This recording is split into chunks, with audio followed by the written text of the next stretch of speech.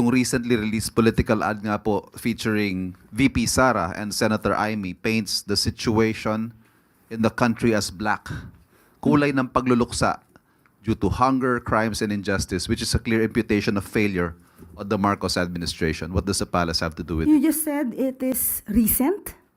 Yesterday. Oh, ang akala ay 2022 campaign ads to.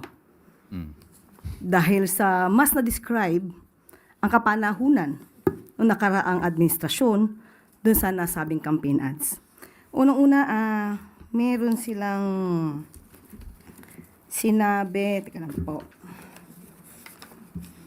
tungkol sa madilim, wait lang, saan ba yan? Ayun. Itim ngayon ang kulay ng bansa. Sa gutom at krimen nagluluksa. So, pag sinabi ba natin na itim ngayon ang kulay, mas madidescribe siguro natin nung nakaraang administrasyon na sobrang itim at ngayon ay papaliwanag sa panahon ng kasalukuyang administrasyon.